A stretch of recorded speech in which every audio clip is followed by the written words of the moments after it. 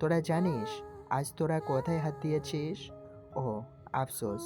আফসোস হচ্ছে জানিস, মেয়েটা বারবার বলছিল তোদেরকে বাঁচানোর জন্য, কিন্তু তোরা বুঝিস কই। আমার তো কিছু করার নেই এখন, তাই না? আর ওইটাকে যা ইচ্ছা কর, তোর ইচ্ছা। বললাম তো বিয়ে করব না, তাহলে বারবার কেন আমাকে জ্বালাচ্ছেন? আপনার কি আর কাজ নেই না কি? আপনাকে আর কিভাবে বোঝাবো যে আপনাকে আমার বিরক্ত লাগে, জাস্ট বিরক্ত। ঘেন্না করি আপনাকে। I just hate you mister Afran. আপনার মতো ছেলেদের দিকে তাকাতেও ইচ্ছে হয় না। কেন বোঝেন না আপনি? কথাগুলো বলে আরিয়া সামনের দিকে হাঁটতে লাগলো। আপনার নাগা কি বলবে আপাতত তার জানা নেই। তবে এর জবাব তো এই মেয়েকেই দিতে হবে। মিস্টার আফরান চৌধুরীর সাথে এভাবে কথা বলার সাহস কি করে পেল এই মেয়ে? তার মতো এমন একজন মাফিয়া মানুষকে এইটুকুনি একটা মেয়ে এতগুলো কথা শুনিয়ে সামনে থেকে চলে গেল। এর প্রতিশোধ কিভাবে নিতে হবে ভালো করেই জানা আছে আমার। এর শেষ দেখে ছাড়বো। ফ্ল্যাশব্যাক প্রায় 4 বছর আগে। কুসুমপুর নামের ছোট্ট একটা গ্রামে আমরা থাকি। আমার বাবা খলিল চৌধুরী। কৃষিকাজ করা ওনার পেশা। এমন নয় যে উনি পড়ালেখা জানেন না। বাবা ও চাচা দুজনেই মাস্টার্স কমপ্লিট করেছেন। তবে চাচা একজন দক্ষ বিজনেসম্যান, শহরে থাকেন তিনি। ওখানেই তাদের বিশাল প্রাসাদময় বাড়ি স্থাপিত রয়েছে। অবশ্য দেশেও আর একটা ইট পাথরের বাড়ি পড়ে আছে, কিন্তু এটা এখন কাজে আসে না। এতগুলো বছর ধরে ওই বাড়ির দরজা বন্ধ। চাচা যখন প্রথম ট্রান্সফার হয়ে ঢাকা যায়, তারপর থেকে ততটাও আসেননি দেশে। এই তো বছর 8-9 কাছাকাছি হবে তারা বাড়ি ছেড়ে চলে গিয়েছে। 2জন ছেলে আর চাচিকে নিয়ে চলে গিয়েছিল। অবশ্য আমার এসব কিছু ঝাপসা মনে আছে, ততটাও মনে নেই। কিভাবে বা থাকবে? আমি তো তখন এক্কেবারে ছোট্ট ছিলাম। এই তো বছর 6-7 হবে হয়তো। এখন আমার পরিচয়টা দেই। আমি আরিয়া চৌধুরী। অবশ্য শেষে চৌধুরী বংশর নামটা খুব কম ব্যবহার করার চেষ্টা করি। এটা আমার মোটেও পছন্দ নয়, কারণ চৌধুরী নামটা শুনলেই ওই লোকটার কথা মনে পড়ে। নিজেকে মহান বানানোর প্রচেষ্টায় চৌধুরী শব্দটা ইউজ করা যেন তার অভ্যাস। আমি টিভিতে দেখেছি, খবরগুলোতে যখনই ওনার ব্যাপারে কিছু রিপোর্ট আসে, তখন নামটার শেষে এটা থাকবেই থাকবে। যাই হোক, মেন কথাই আসি। আমি এবার ক্লাস 9-এ পড়ি আমাদের এলাকার স্কুলে। চাচা যান অবশ্য কয়েকবার বলেছেন তার কাছে গিয়ে শহরে পড়াশোনা করতে, কিন্তু আমি কি আর ওই বাড়িতে যাওয়ার লোক? যেখানে ওই লোকটা আছে। অবশ্যই নিজের পায়ে নিজে কুড়াল মারবো না, তাই না? আমার ছোট্ট বোন ছায়া, বয়সটা মনে হয় এবার 7 চলছে এই বছর। 2জন বেশ মিলেমিশেই থাকি। আর 5টা বোনদের মতো ঝগড়া হয় না আমাদের মাঝে। কীভাবেই বা হবে? ওর কথাগুলো যে বেশ মিষ্টি, কত সুন্দর করে আবদার করে, আমার কাছে ফেলে দেওয়া যায় নাকি? আমার তো মনে হয় যাদের বোন এত কিউট, তাদের মাঝে কোনো দিন ঝগড়া হয় না। এত মায়াবী মুখের আবদার নিয়ে ঝগড়া করা যায় নাকি? আমার মা রহিমা বেগম। অবশ্য সবটা ক্রেডিট তারই বলা যায়, কারণ ঝগড়া হওয়ার আগেই আম্মু সব কিছু শুনে সেটাকে মিটিয়ে দেয়। অঞ্চলের আশপাশের প্রায় সবাই আমাদের পরিবারের ব্যাপারে কম বেশি অবগত। 2চালা 1চালা বাড়ি ভিটার মাঝেই আমাদের বাড়িটা ইট পাথরের বালু দিয়ে নির্মিত। আর পরিচিতটা আব্বুর জন্য সম্মানজনক ভাবে টিকে আছে। নয়তো রোজ রোজ নিউজে চৌধুরী বাড়ির বড় ছেলে, ওই মাফিয়া লোকটার খুন খারাপি দেখতে দেখতে এতদিনে চৌধুরী থেকে মাফিয়া বংশধর নামে পরিচিত হয়ে যেত, যেটা এখনও আমার বাবার পরিশ্রম আর সরলতার কারণে এখনও হয়নি বলা যায়। আর এতক্ষণ যার কথা বললাম উনি আমার বড় চাচার বড় ছেলে আফরান চৌধুরী। প্রতিদিন মানুষ খুন করে, সেটাকে নিউজ বানানো তার পেশায় পরিণত হয়েছে। অবশ্য আমি তাকে বড় হওয়ার পর সামনে থেকে না দেখলেও টিভিতে ফোনে দেখে নিয়েছি। এমনিতেই ছোটবেলায় রুচি থেকে বেরিয়ে গিয়েছে লোকটা। এমন উদ্ভিদের লোক আর 5টা দেখিনি আমি। আচ্ছা, ওই লোকটা আমার চেয়ে কত বছরের বড় হবে? 8-10 তো হবেই। আচ্ছা বাদ দেই এই লোকটার কথা, ওনার কথা ভাবলেই গা ঘিন ঘিন করে আমার। মাত্র স্কুল থেকে বাড়ি ফিরলাম আমি। মাঝে রুমে পা রাখতেই আম্মু আমায় এক আজগুবি কথা শুনিয়ে দিলেন। কাল নাকি চাচা আসবেন আমায় নিয়ে যেতে। আশ্চর্য হলাম কিছুটা। আমি ওই বাড়ি গিয়ে কি করব? আমাকে ভূতে ধরেছে যে ওইখানে যাব? মুখের ওপর বলে দিলাম পারবো না মা। রহিমা বেগম ধমকে বললেন, কেন পারবি না? আমি কি তোর খারাপের জন্য বলেছি? সব দিক ভেবেই আমি সিদ্ধান্তটা নিয়েছি।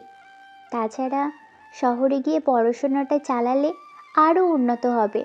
আর বড় ভাইজান যেহেতু বলেছে, সেক্ষেত্রে তো আমি তার কথা ফেলতে পারবো না। আর তোর বাপ তার ভাইয়ের কথা নড়চড় কখনো করেছে? তার ভাইকে কতটা ভালোবাসে তুই জানিস না? তাহলে কথা কেন বাড়াচ্ছিস? মা, আমরা জানি চাচা যান খুব ভালো মনের মানুষ, কিন্তু তার ছেলে ওই মাফিয়া মাস্তানটার বাড়িতে আমি থাকতে পারবো না মা।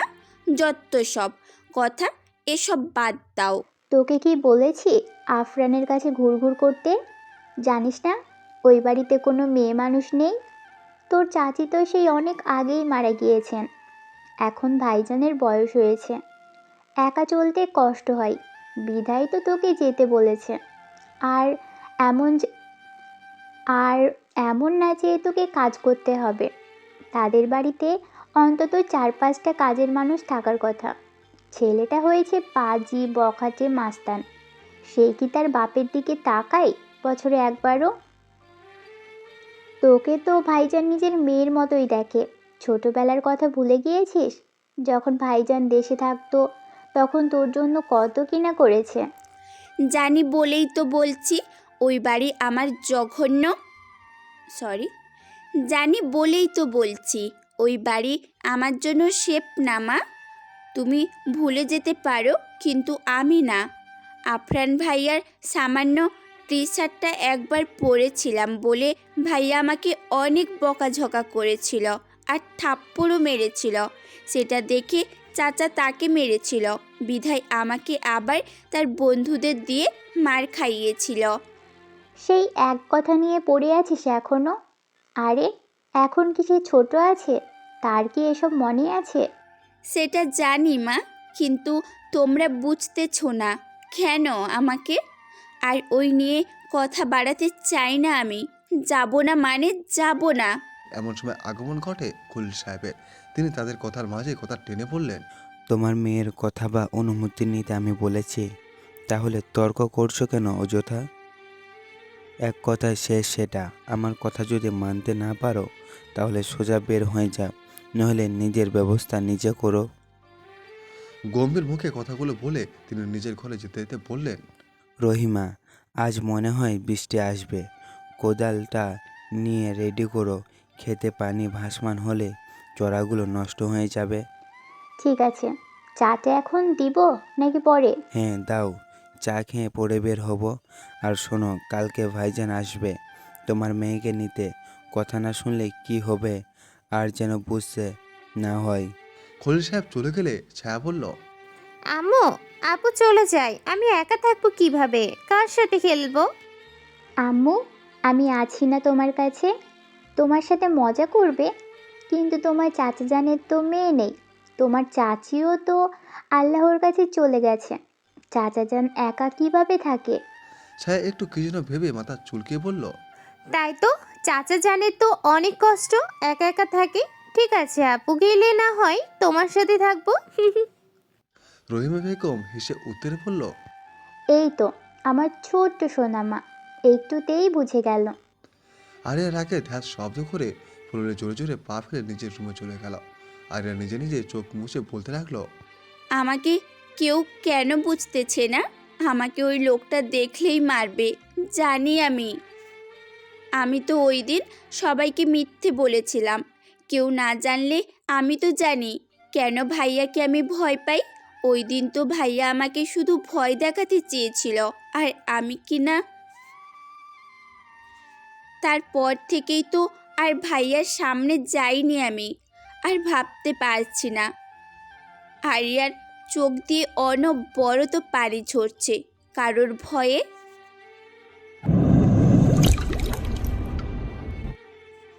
সকাল থেকে বৃষ্টি হচ্ছে। রংমহলের আবদ্ধ পাখিগুলো যেন একটু ঠাঁই পাওয়ার আশায় এদিক সেদিক ছোটাছুটি করছে।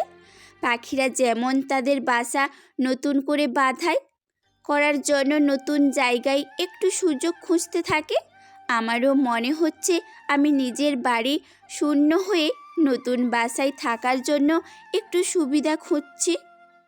সকালবেলা বৃষ্টির মধ্যে দিয়েই জাফর চাচা আমাদের বাড়ি গিয়ে আমাকে ঠিক দুপুরে কাদা মাঠে গাড়ি চালিয়ে পাকা রাস্তায় উঠে আমি চেয়েও থাকতে পারিনি, বাধ্য হয়েই আসতে হয়েছে। হ্যাঁ, আমার থাকতে কোনো অসুবিধে তো ছিল না যদি আফরান ভাইয়া না থাকতো। তবে অবশ্য আসার সময় সারাটা রাস্তা একই দোয়া করেছি যেন ভাইয়ার কিছু মনে না থাকে, আমি যেন ভাইয়ার মুখোমুখি কোনো দিন না হই। গাড়ি এসে পার্ক করলো চৌধুরী বাড়ির গেটের সামনে। বিশাল বড় গেট, রাজকীয় কাজ করা গেটটায় গাড়ি থেকে নামতেই দেখলাম দুতলায় সাদা রঙের মাঝে সোনালি চারুকাজ করা। আমি বাড়ির দিকে তাকিয়ে একটু অবাক দৃষ্টিতে দেখতে লাগলাম। জাফর চাচা বলে উঠলেন, কি রে মা, কি দেখছিস? ভেতরে যা। আমি আমতা আমতা করে বললাম, চাচা আমাকে এখানে কি সত্যি থাকতে হবে? না থাকলে হয় না? কথা বলার সাথে সাথে বুঝতে পারলাম আমার কথাটা বলা ঠিক হয়নি। চাচার চেহারাটা সঙ্গে সঙ্গে ফ্যাকাশে হয়ে গেছে। আসলে আমিও বলতে চাইনি, মুখ ফসকে বেরিয়ে গেছে। এখন আর কি করার, বলে তো ফেলেছি, কিছুই তো করার নেই এখন। তবুও চাচাকে মানাতে চাইলাম কথা কাটিয়ে। সরি চাচা, ভুলে। আমার কথাটা শেষ না হতেই চাচা আমার মাথায় স্নেহের ছোঁয়া দিয়ে বললেন, মা, তোর কি বেশি খারাপ লাগছে? আমার কাছে থাকলে তোর কি বেশি অসুবিধা হয়? আমার বাড়িটা একদম নারী শূন্য খোলা আকাশ মনে হয় রে মা। জানিস, যখন তোর চাচি ছিল বাড়িটা তো খুব ভালো লাগতো, এক হাতে সব সামাল দিত। কিন্তু আর কিছু বলার আগেই চাচার চোখ ছলছল করে উঠল। আমি সেটা বুঝে নিয়ে চাচাকে আশ্বাস দিয়ে বললাম, চাচা তুমি মন খারাপ করো না। আচ্ছা ছাড়ো, আমি এখানেই থাকবো, যাচ্ছি না কোথাও। তোমাকে ছাড়া এখন থেকে আমি তোমার মেয়ে। আমার কথায় চাচা যেন আরও কয়েক হাজার বছর বেঁচে থাকার আশ্বাস পেল। খুশিতে উৎফুল্ল হয়ে বলে উঠলেন, সত্যি বলছিস মা? হ্যাঁ সত্যি, কিন্তু আমার একটা শর্ত আছে। এতে আবার কি শর্ত আছে? তোমার বড় ছেলে যদি আমাকে কখনো মারার চেষ্টা করে তাহলে খুব খারাপ হবে। বড় কথা হচ্ছে তোমার বড় ছেলে যেন আমি এখানে আছি সেটা না জানে। কথাটা বলে আমি অভিমানী দৃষ্টি আকর্ষণ করলাম চাচার। ঠিক আছে, বলবো না, কিন্তু কথা শেষ না করে চাচা কথা ঘুরিয়ে বলল, এখন চল, এত ঝড় হাওয়ায় আর দাঁড়িয়ে থাকতে পারছি না। পাশে ছাতা হাতে ধরে থাকা মধ্যবয়স্ক লোকটি বলল, স্যার একটা কথা বলার ছিল। আসলে স্যার, সৌরভ সাহেব আজ কথাটা শেষ করতে দিল না জাফর চাচা, তার আগেই চাচা বলল, তোকে কথা বলতে বলেছি এখন, আর এখন কোনো কথা হবে না, ভেতরে গিয়ে বলিস। বলেই হাঁটতে শুরু করলো সামনের দিকে। সঙ্গে আমিও চাচার সঙ্গে পা মিলিয়ে হাঁটতে লাগলাম। চারদিকে বাড়ির সৌন্দর্য বাহির থেকে যতটা না দেখলাম তার চেয়েও দ্বিগুণ অবাক হলাম ভিতরে গিয়ে। কি সুন্দর করে বাড়িটা সাজানো। দোতলায় ওঠার আগে চোখ পড়ল বাড়ির দুই দিক দিয়ে সিঁড়ি আছে, রাজকীয় একটু ঘোরানো হয়ে নিচের দিকে। সিস্টেমটা আমার বেশ ভালোই লেগেছে। বিশাল বড় ড্রয়িং রুমের চারিদিকে দেওয়ালে বিভিন্ন টাইপের পেন্টিং লাগানো, আবার ঘরের প্রতিটা দেওয়ালের কর্নারের মাঝারি সাইজের মূর্তি, হয়তো সৌন্দর্যের জন্য রাখা হয়েছে। চারিদিকে মনোযোগ দিয়ে দেখার সময় হঠাৎ চাচার কথায় আমার ধ্যান ভাঙে। কি রে মা, কি দেখছিস? এমনি আর কি, আমি কোথায় থাকবো? আমি ফ্রেশ হব চাচা, আমার ভীষণ গরম লাগছে। কি বলিস? এই ঝড় হাওয়ায় বৃষ্টিপাতে তোর গরম লাগছে? আসলে অনেকটা সময় গাড়িতে ছিলাম তো, তাই একটু। আচ্ছা। চাচার পাশের লোকটিকে চোখে ইশারা করতেই লোকটি আমাকে বলল, ম্যাম আসুন, আপনার রুমটা দেখিয়ে দিচ্ছি। আপনি মনে হয় চাচার সাথেই সব সময় থাকেন, আই মিন বিশেষ অ্যাসিস্ট্যান্ট? লোকটি বলল, হ্যাঁ, আপনি ঠিক ধরেছেন। আচ্ছা ঠিক আছে, আর শুনুন, আমাকে ম্যাম ডাকার প্রয়োজন নেই। তাহলে ম্যাম কি বলে সম্বোধন করব? আমি লোকটির কথাই ভাবতে লাগলাম, ঠিকই তো, তাহলে কি বলে ডাকবে? আমার ভাবার মাঝেই চাচা বললেন, তোর কি অসুবিধা হয় ম্যাম ডাকলে? অসুবিধে হয় না চাচা, কিন্তু আমাকে আর বলতে না দিয়ে চাচা বললেন। আমিও আর কিছু বললাম না। বিকেলে চাচার সাথে নাস্তা করে রুমে আসলাম। একটু বিশ্রাম নিয়ে ভাবলাম ছাদ থেকে ঘুরে আসি। এমনিতেই চাচা বলেছেন তার ছেলে নাকি বরাবরই বাড়িতে থাকেন না, কোথায় থাকে কে জানে, তবে 2-3 দিন পর পর আসে, রাতটা থেকে আবার চলে যায়। কথাটা শোনার পর আমি যেন হাঁপ ছেড়ে বাঁচলাম। তার মানে আমি চাইলেই লুকিয়ে থাকতে পারি একদিনের জন্য, এটা ভেবেই খুশিতে আত্মহারা আমার মন। বাসায় কোনো রান্নার লোক নেই, তবে বাড়িটা পরিষ্কার আর গুছিয়ে রাখার জন্য 3 থেকে 4 জন গার্ডস প্লাস তবে বাড়িটা পরিষ্কার আর গুছিয়ে রাখার জন্য 3-4 জন গার্ডস প্লাস কাজের লোকও আছে। এখন আমি এসেছি তাই রান্নাবান্নার লোক রাখবে চাচা বলল, বেশ ভালোই হয়েছে, নিজেকে স্বাধীন স্বাধীন মনে হচ্ছে আজ। বাড়িতে এমনিতেই থেকে থেকে বোর হচ্ছিলাম, তাছাড়া উঠতে বসতে মায়ের গা ছাড়া কথাগুলো এখন আর শুনতে হবে না, এটা ভেবেই আনন্দে লাফিয়ে উঠলাম। ছাদ থেকে চোখ পড়ল বাড়ির সামনে বিভিন্ন ফুলের গাছ দেখে মনটা ভরে গেল। ফুলের সুবাস পাচ্ছি কিনা জানি না, তবে ফুলগুলোকে একটু ছুঁয়ে দেখতে বড় ইচ্ছে হচ্ছে এই মুহূর্তে, তাই ঝটপট দেরি না করে দৌড়ে সিঁড়ির কাছে নামতে যাব। তার আগেই চোখ পড়ল একটা রুমের দিকে। গলা উঁচিয়ে দেখতে চেষ্টা করলাম। আমার কাছে রুমটা খুব আকর্ষণীয় মনে হলো, কারণ বাকি রুমগুলো থেকে অন্যরকম লাগলো। তখন আমার এই রুমটায় যাওয়া হয়নি, এই রুমটা কর্নারে ছিল বিধায় সবগুলো দেখতে দেখতে এটা আর ইচ্ছে হচ্ছিল না তাই। তাছাড়া রুমটা তখন লক করা ছিল মনে হয়। মাথা চুলকিয়ে নিশ্চিত হলাম, হ্যাঁ, এই রুমটা তখন লক করা ছিল, এখন খোলা আছে, কিন্তু দরজাটা পুরোটা খোলা না হলেও একটু ফাঁক দিয়ে স্পষ্ট বোঝা যাচ্ছে এটাতে লাইট জ্বলছে, আর ফুলের তরাটা নিচে ভেঙে চূর্ণ বিচ্ছিন্ন হয়ে আছে। কে ফেললো এই ফুলের টপটা? আশ্চর্য, গার্ডগুলো ঠিক মতো গুছিয়ে রাখতেও জানে না। অবশ্য জানবে বা কী করে? মহিলাদের গোছানো আর পুরুষদের গোছানো এক হলো নাকি? বলতে বলতে রুমে গিয়ে দরজা খুলেই কোনো দিকে না তাকিয়ে বসে পড়লাম এটা পরিষ্কার করতে। কাঁচা ফুলের ঘ্রাণ নিতে চোখ বন্ধ করে নিলাম। অনুভূতিগুলো যেন উড়ু উড়ু শুরু করে দিয়েছে। কি সুন্দর মন মাতানো ঘ্রাণ। আচ্ছা, বাকি সবগুলো রুমেও কি কাঁচা ফুল নাকি প্লাস্টিকের ভাবতে লাগলাম। তার মধ্যেই হঠাৎ মনে হলো আমার সামনে কেউ দাঁড়িয়ে আছে। আচমকা চোখের ওপর ছায়া পড়তেই চোখ খুলে উপরে তাকালাম। সত্যি বলতে এখানে আসাটাই উচিত হয়নি। কে জানতো আজকেই আমার এই বাড়িতে চিরনিঃশ্বাস ত্যাগ করতে হবে। আমি কি জানতাম যে আজকেই এই মাফিয়া ভাইটা এই বাড়িতে আসবে? আমাকে কেউ কেন বলল না যে আজই আসবে?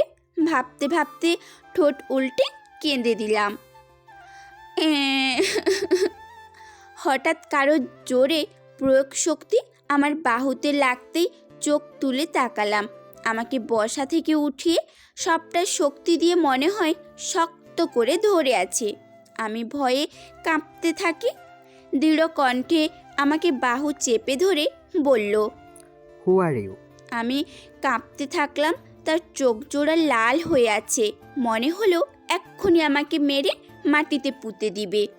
আমি কাঁপা কাঁপা কণ্ঠে বললাম, আসলে আমি এখানে আমার কথার অপেক্ষা না থেকে আরও শক্ত করে আমার বাহু চেপে ধরে বলতে লাগলো, answer me, who are you? আমার চোখ দিয়ে অনবরত পানি ঝরছে। এত শক্ত হাতে ধরেছে, মনে হচ্ছে এক্ষুনি হাত দুইটা বডি থেকে আলাদা হয়ে যাবে। ব্যথা সহ্য করতে না পেরে বললাম, আমার লাগছে, ছাড়ুন আমাকে। এবার আর কোনো কথা না বলে আমাকে সিঁড়ি দিয়ে টেনে হিঁচড়ে নামাতে নামাতে চেঁচিয়ে বলতে লাগলো। বাবা, বাবা। তার কথায় বাড়ির গার্ডসরা ড্রয়িং রুমে এসে দাঁড়ালো। তখন হয়তো চাচা বাড়ি ছিল না, তাই চাচাকে দেখতে পাইনি। উনি একজন গার্ডের দিকে তাকিয়ে দাঁতে দাঁত চেপে বলতে লাগলো, বাবা কোথায়? বড় স্যার ছোট সাহেবকে আনতে গেছিলেন। তা এই মেয়েটা এখানে কেন? এই বাড়িতে কি করছে? কার কি হয়? Who is she? একজন গার্ড এগিয়ে এসে বলল, স্যার, আমরা তো জানি না, তবে স্যারকে দেখেছি দুপুরে তাকে নিয়ে আসতে। যাওয়ার সময় বলে গেছেন যেন তার দিকে খেয়াল রাখি। উনি ওনার মেয়ে হয়। দিলেন তো ফাঁসিয়ে আমাকে। চাচা বলেছিল তার মাফিয়া ছেলেকে বলবে না। এখন কি হবে? আফরান হঠাৎই আরিয়াকে ধাক্কাতে ফেলে দেয়। আরিয়া টাল সামলাতে না পেরে ফ্লোরে পড়ে যায়। আফরান আর কিছু না বলে সেখান থেকে চলে যায়। গার্ডদের একজন এগিয়ে এসে বলল, ম্যাম, আসলে বড় সাহেব একটু এমনই, কিছু মনে করবেন না। বলতে বলতে আরিয়াকে ফ্লোর থেকে টেনে তুললাম। হয়তো আপনাকে চিনতে অসুবিধা হয়েছে সাহেবের, তাই আর কি। আপনি ওনার কি হন? আমি কান্না থামিয়ে নাক মুছতে মুছতে বললাম, আমি এই লোকটার কিচ্ছু হই না। বলেই সেখান থেকে নিজের রুমে গিয়ে বালিশে মুখ গুঁজে কাঁদতে লাগলাম। পরিবেশটা একটু গরম। জাফর সাহেব রাগান্বিত এই মুহূর্তে। সন্ধ্যাবেলায় বিষয়টা তার কান অব্দি পৌঁছেছে, তাই জাফর তার মাফিয়া ছেলেকে ডেকেছেন। আফরান এসে বলল, এভাবে ডাকার মানে কি? কথাটা বলে খেয়াল করলো জাফরের পাশে আরিয়াকে। সাথে সাথেই মাথায় রক্তগুলো যেন নাড়া দিয়ে উঠল। আরিয়া আফরানের চোখের দিকে এই মুহূর্তে বুঝে গেছে এখন তার কপালে আবার দুঃখ আছে, তাই ভয়ে কিছু বলার আগেই দুই ঠোঁট বেঁকে কেঁদে ফেলল। জাফর সাহেব বুঝলেন না হঠাৎ কি হলো, তাই বলল, আবার কি হলো? কাঁদছিস কেন? আরিয়া কিছু না বলে কাঁদতে লাগলো। জাফর সাহেব একটু তীক্ষ্ণ দৃষ্টি ফেললেন। এবার বুঝলো আরিয়ার কান্নার কারণ। তিনি আফরানের দিকে তাকিয়ে বললেন, তুই কি মানুষ হবি না নাকি? মেয়েটাকে ভয় দেখানোর মানে কি? আর তুই সন্ধ্যায় ওর গায়ে হাত তুলছিস, এটা সত্য? আফরান এক দৃষ্টিতে দু হাত মুষ্টিমে করে কপাল কুঁচকে এখন আরিয়ার দিকে তাকিয়ে আছে। আমি তোকে কিছু জিজ্ঞেস করেছি, শুনছিস না? এ ধরনের মেয়েকে কি আদর করব বসে বসে? আফরানের কথায় জাফর সাহেব তেতে উঠলেন। আফরান হতভম্ব হয়ে দাঁড়িয়ে আছে। গার্ডরা তো অবাক হয়ে সেসব দেখছে। হঠাৎ কি হলো কেউ বুঝলো না। আফরান দাঁতের দাঁত চেপে বলল, বাবা, তুমি আমার গায়ে হাত তুললে, তাও একটা মেয়ের জন্য। আজ আমার ঢাকা শহরের প্রথম ক্লাস। কিছু চিনি না, তাই আমাকে চাচার একজন গার্ড সহ স্কুলে পাঠিয়েছে। ক্লাস করেছি, টিচার সুন্দরভাবে বুঝিয়ে দিচ্ছে, আমি তাই বুঝছি। কিন্তু কথা হলো, আমার পড়তে একদম ভালো লাগে না। টিচার ক্লাস থেকে বের হওয়ার পর একা একা বসে ভালো লাগছিল না, তাই ক্লাস থেকে বের হয়ে গিয়ে গার্ডকে বললাম, আজ আর ক্লাস করব না, আমি কাউকেই চিনি না, একা ভালো লাগে না। গার্ড বলল, সরি ম্যাম, স্যার বলেছে ক্লাস শেষ করে ফিরতে, নয়তো আমাকে কথা শুনতে হবে। আমি বুঝিয়ে বলবো, আপনিও তো আমার চাচা জানের মতো, প্লিজ, অনুরোধ করে বায়না ধরলাম আর ক্লাস না করার জন্য। হঠাৎ চোখে পড়ল সামনে অনেক ছাত্র ছাত্রীদের ভিড়। বললাম, চাচা, এখানে কি হচ্ছে গো? এত মানুষ কেন? তা তো আমি জানি না ম্যাম। আমাকে তুমি আর ম্যাম ডাকবে না, ওকে? আমি তো তোমার মেয়ের মতোই, আমাকে মামনি ডাকবে, হয়তো নাম ধরে ডাকবে। কথাটা বলে দেখলাম লোকটার চোখে জল টলমল করছে। বললাম, কি হলো চাচা, কাঁদছো কেন তুমি? আসলে কিছু না মামুনি। আমি খিলখিল হেসে বললাম, এইবার ঠিক আছে, এটাই সুন্দর। আচ্ছা, তুমি একটু এখানে দাঁড়াও, আমি আসছি একটু। কোথায় যাবে? আমি কথার উত্তর না দিয়ে ওই ভিড়ের দিকে তাকিয়ে দ্রুত দেখতে চাইলাম। আসার মাঝপথে হঠাৎ আমার হাত আটকে ধরল একটা মেয়ে। তাকিয়ে দেখলাম ক্লাসরুমে আমার পাশে যে মেয়েটি ছিল, ওই মেয়েটি। কে? বললাম, আমাকে আটকালেন কেন? মেয়েটি ভীতু নজরে হাঁসফাঁস করতে করতে আমাকে বলল, এদিকে কোথায় যাচ্ছ তুমি? এখানে নতুন এসেছো, তাই তুমি কিচ্ছু জানো না। এখানে যেও না, তোমার বিপদ হতে পারে। আমি আশ্চর্য হয়ে জিজ্ঞেস করলাম, কেন? ওইখানে কি এমন হচ্ছে যে আমার বিপদ হবে? মেয়েটি বলল, পরে বলবো, এখন আসো আমার সাথে। আমি জিদ নিয়ে বললাম, হয়তো এখন বলো, নয়তো আমি ওইখানে যাব। কথাটা বলে ওর থেকে হাতটা ছাড়িয়ে নিয়ে ওইদিকে যাওয়ার উদ্দেশ্যে এক কদম ফেলতেই আমার চোখে পড়ল একটা ছেলে মারপিট করছে স্কুলে আরেকজন ছেলের সাথে। ছেলেটি আমার সিনিয়র হবে। এই তো সকালে যখন আসলাম তখন তো এই ছেলেটি আমার সাথে কথা বলার চেষ্টা করেছিল।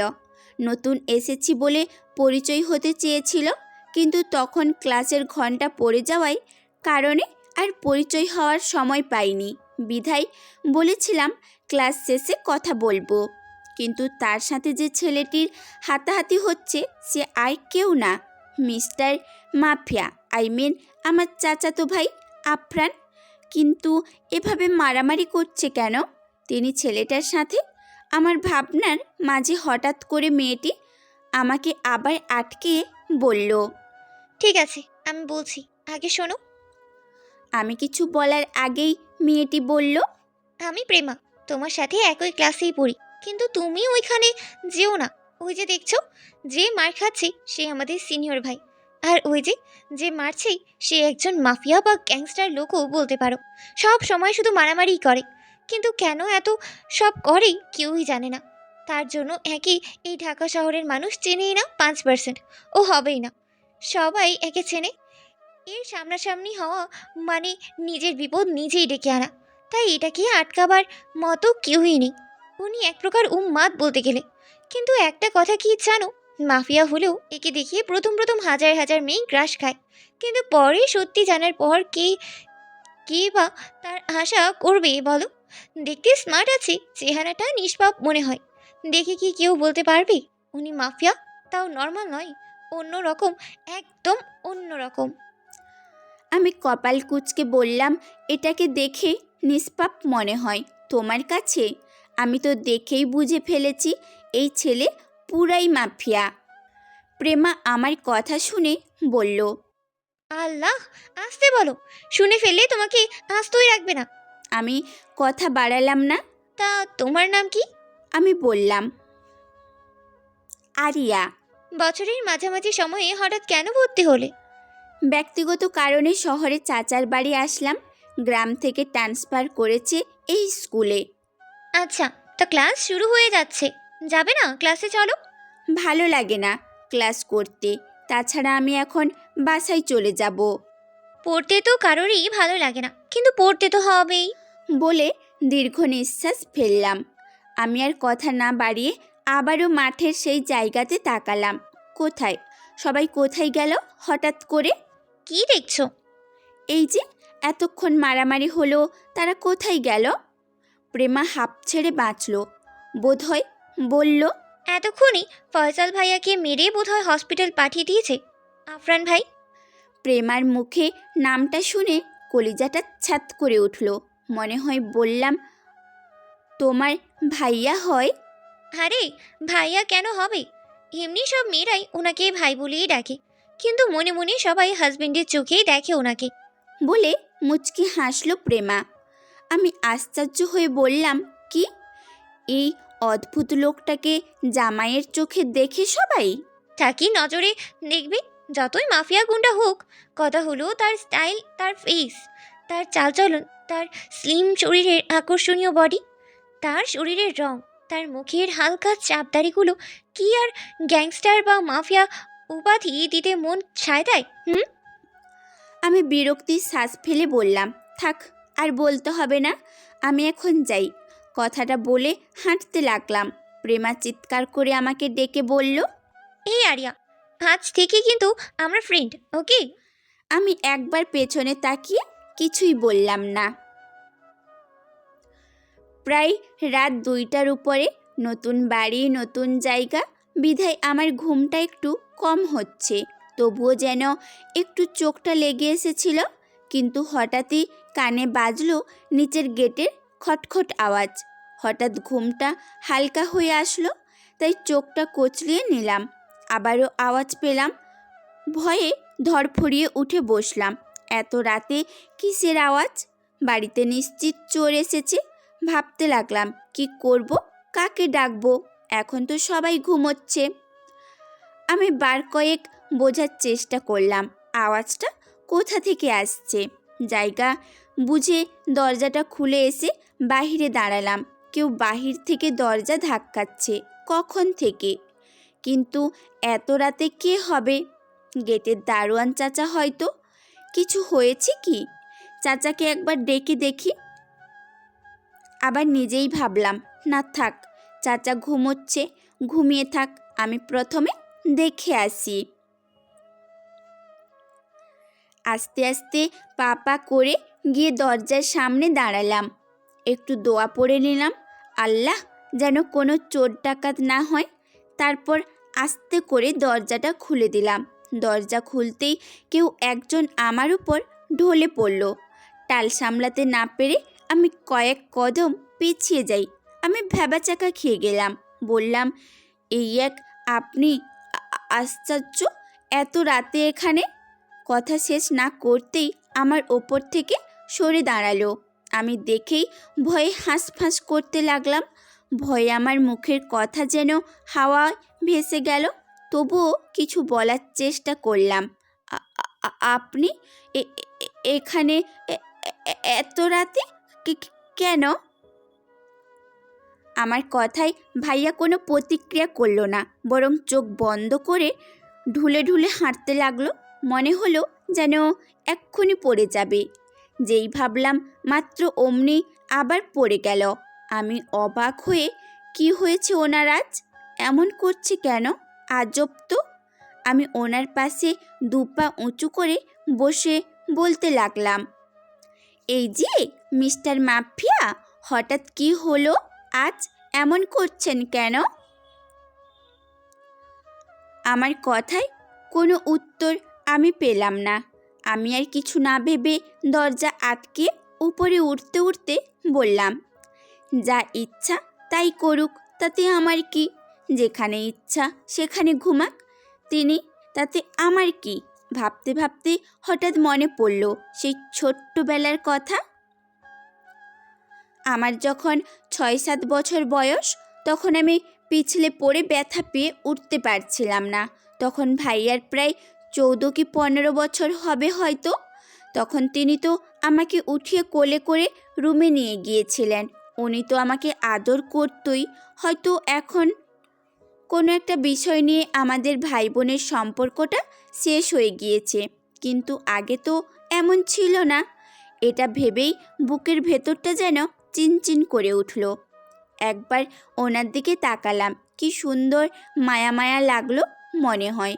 শরীরে সাদা শার্ট পরা, হাতা দুটো কনুই পর্যন্ত ফোল্ড করা, কালো প্যান্ট পরা, পাশেই পড়েছিল একটা কালো কোট।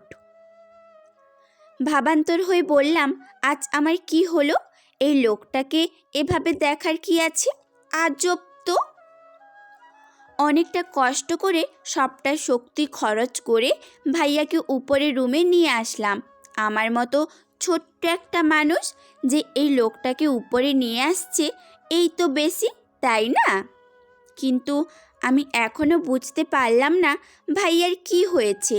আজকের দিনেই তো মারামারি করলো, স্কুলে দেখলাম। আচ্ছা, ভাইয়া কি কোনো কিছু খেয়েছে? মানে ওই যে বড় লোকরা যে খায় না, লাল পানি, এইগুলো শুনেছি। এগুলো খেলে মানুষ নিজের স্থান ভুলে যায়, বেসামাল হয়ে যায়। হ্যাঁ, এতক্ষণে বুঝলাম, তাই হবে। ভাবনা থেকে বের হয়ে ভাইয়ার মুখের দিকে তাকালাম। ছি, কি গন্ধ মুখে, ওয়াক, থু। এই যে শুনছেন, এবার সরুন না, এসে গিয়েছি তো রুমে। ভাইয়ার কোনো কথার আওয়াজ পেলাম না, যেমন ছিল এমনি আছে। আমার কাঁধে এক হাত জড়িয়ে পড়ে যাবে এমনভাবে দাঁড়িয়ে ভাইয়াকে শক্ত করে ধরেছিলাম যেন না পড়ে যায়।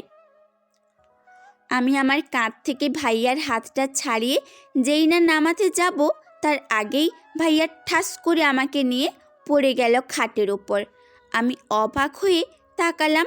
আমি কোথায় আছি তা বোঝার চেষ্টা করলাম। আহ, ব্যথা পাচ্ছি তো, ছাড়ুন আমাকে। আসলে ভাইয়া আমার ওপর আছে এই মুহূর্তে। এই বলিষ্ঠ ওজন সহ্য করতে না পেরে বারবার বলতে লাগলাম, আমি ব্যথা পাচ্ছি তো, আলু ভর্তা বানিয়ে দেবেন তো একদম। কিন্তু এই লোকের কি খবর আছে? আমি নিচ থেকে ওঠার চেষ্টা করতে লাগলাম। কোনো রকম এক পাশ সরিয়ে উঠতে সক্ষম হলাম আমি। ওহ গড, আমি স্বস্তির নিঃশ্বাস ফেললাম। যাওয়ার আগে ভাইয়ার পায়ের জুতোগুলো খুলে দিলাম। রুম থেকে চলে যাওয়ার সময় গুনগুন শব্দে শুনতে লাগলাম, কিন্তু কি বলছে তা এখান থেকে বোঝার বোধগম্য আমার নেই। তাই কাছে গিয়ে তার মুখ বরাবর তাকালাম। যেহেতু ভাইয়া চিত হয়ে শুয়েছিল, তাই শব্দটা মুখের চাপে হালকা এবারও শোনা গেল। প্লিজ আমাকে যেতে দিস না, আমি চলে গেলে আর ফিরবো না। দেখ, সত্যি বলছি, আর ফিরবো না চলে গেলে।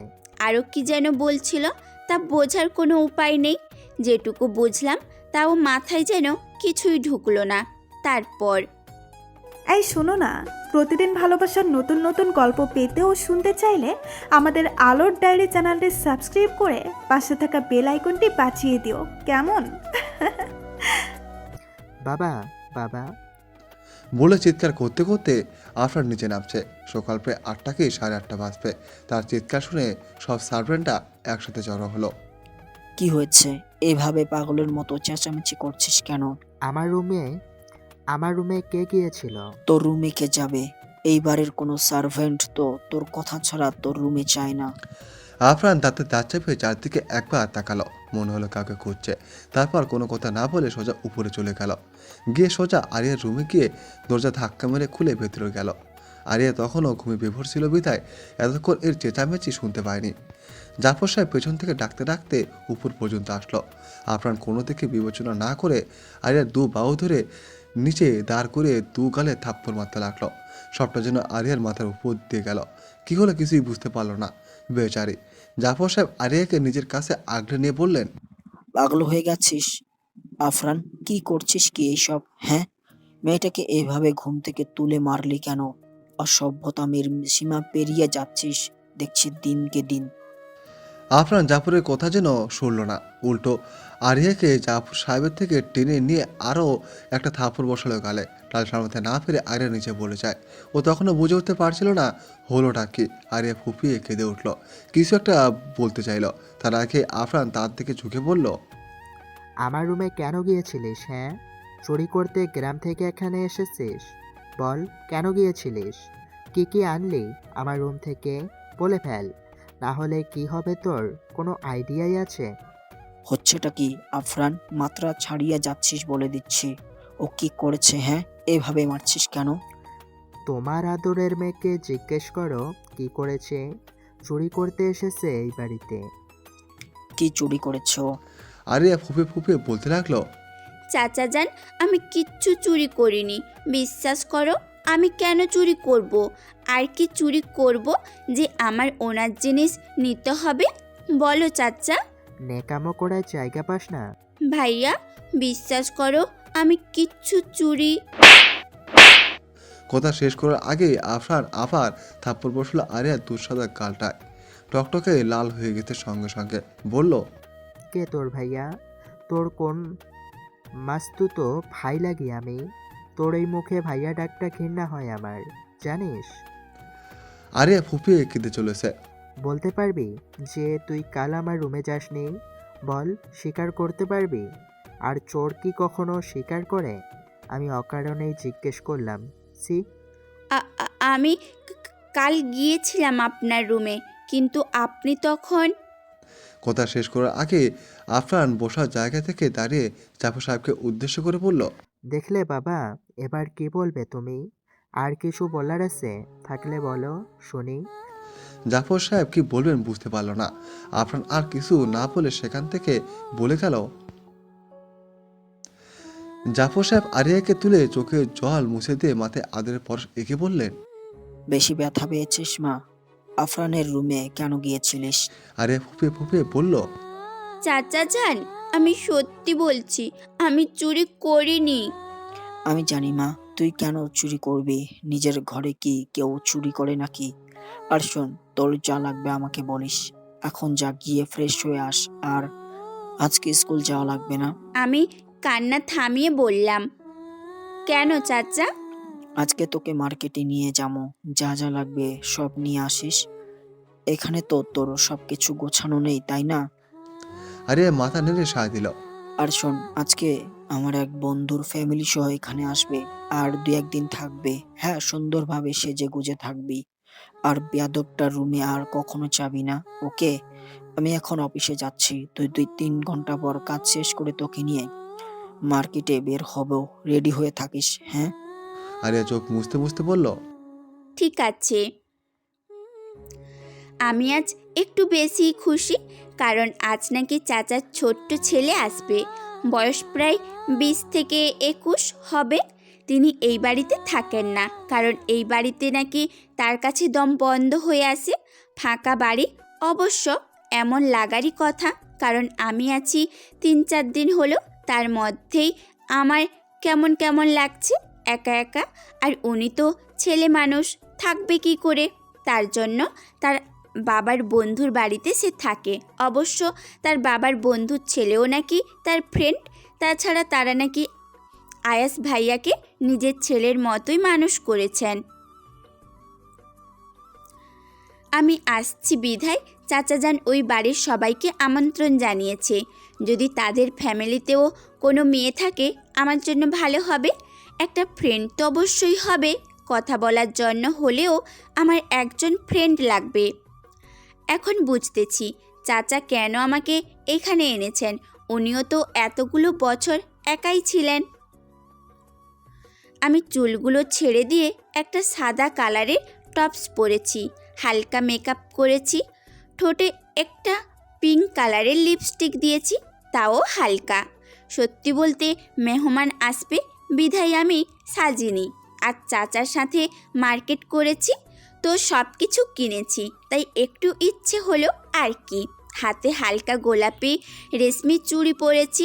আমার অবশ্য একটু পরিপাটি থাকতে পছন্দ। আচ্ছা, আজ তো সবাই থাকবে বাসায়, তাহলে আফরান ভাইয়াও কি থাকবে? অবশ্য না থাকলে আমার জন্য ভালো হবে, যদি থাকে তাহলে আমাকে দেখলেই তো থাক, এত কিছু এখন ভাবতে হবে না। আমি ওই লোকটার সামনে কখনো যাব না, তাহলেই তো হবে।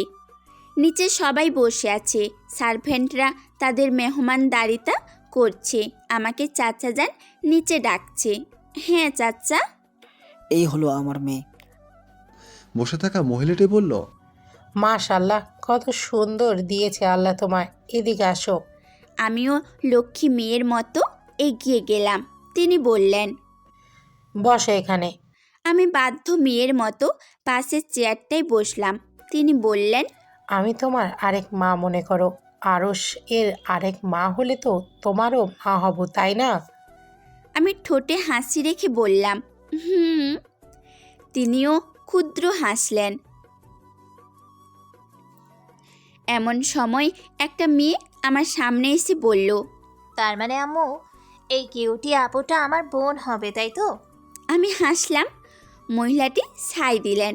মেয়েটি আমার 2 হাত ধরে বলল, আচ্ছা আম্মু, এই আপুটাকে আমার ভাবি বানাবে?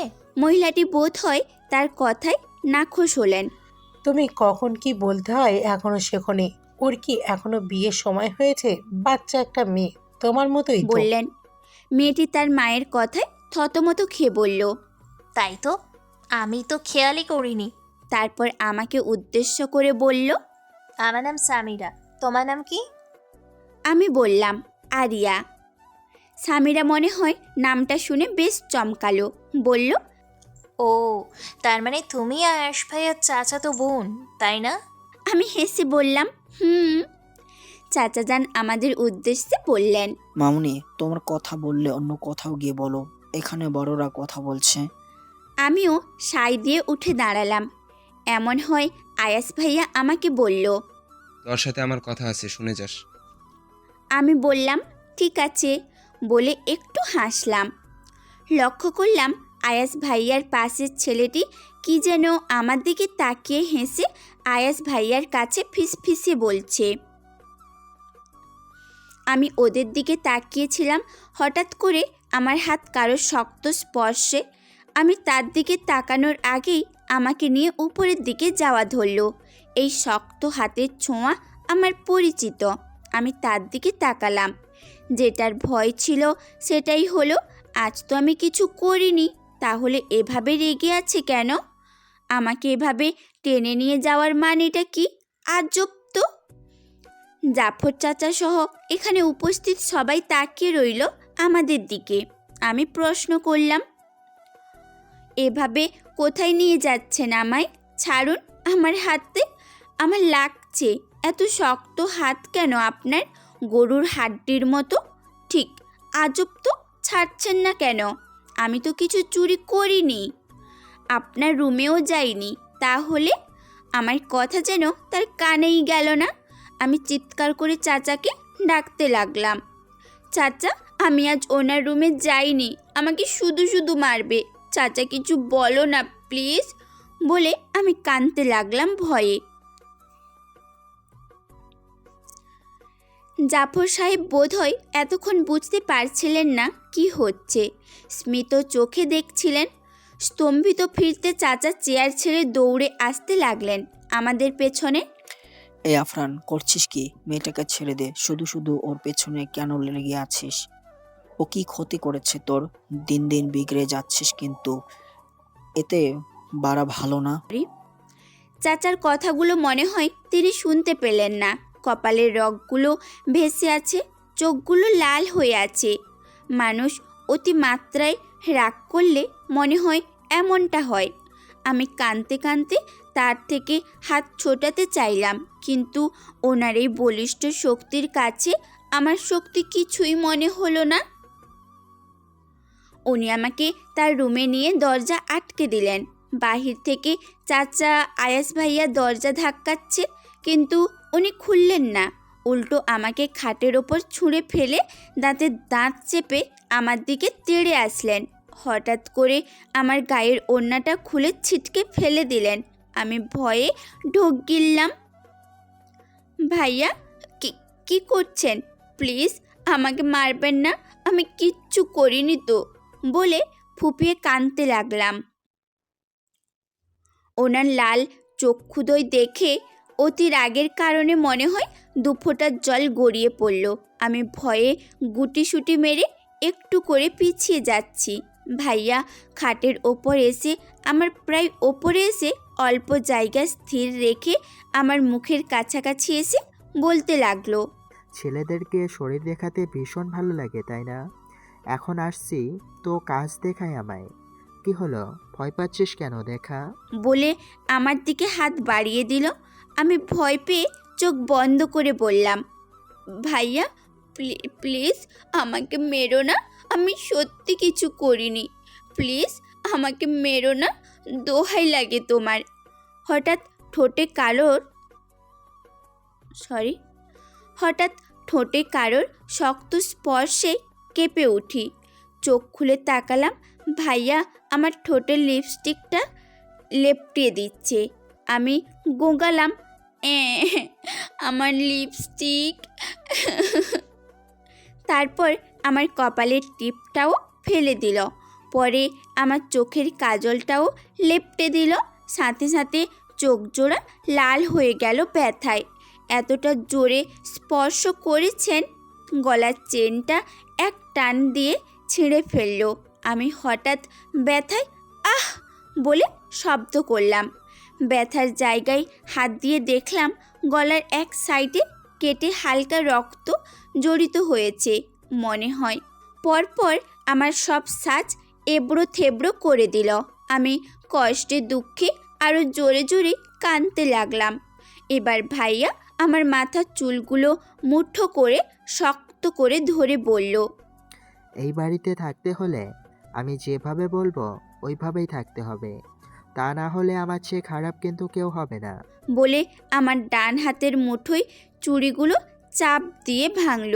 আমি হাতের ব্যথায় সহ্যের সীমার বাইরে গিয়ে চোখ বন্ধ করে বাম হাতে ভাইয়ার শার্টের বোতাম দুটো খোলা ছিল, ওখানে খুব জোরে খামচে ধরলাম, কিন্তু কোনো শব্দ করে আওয়াজ করলাম না।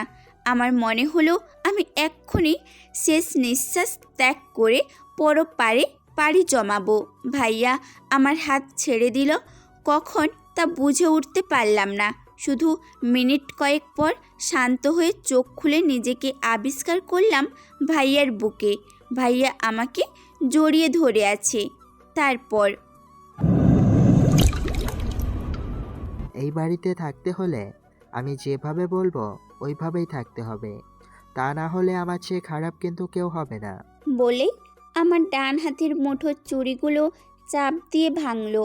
আমি হাতের ব্যথায় সহ্যের সীমার বাইরে গিয়ে চোখ বন্ধ করে বাম হাতে ভাইয়ার শার্টের বোতাম দুটো খোলা ছিল, ওখানেই খুব জোরে খামচির মতো করে চেপে ধরলাম, কিন্তু কোনো শব্দ করে আওয়াজ করলাম না। আমার মনে হলো আমি এক্ষুনি নিঃশ্বাস ত্যাগ করে পরপারে পাড়ি জমাবো। ভাইয়া আমার হাত ছেড়ে দিল কখন তা বুঝে উঠতে পারলাম না। শুধু মিনিট কয়েক পর শান্ত হয়ে চোখ খুলে নিজেকে আবিষ্কার করলাম ভাইয়ার বুকে। ভাইয়া আমাকে জড়িয়ে ধরে আছে। আমি ভাইয়াকে ঠিক বুঝতে পারলাম না কি হচ্ছে। আমি এভাবেই কেঁদে চলেছি অনবরত।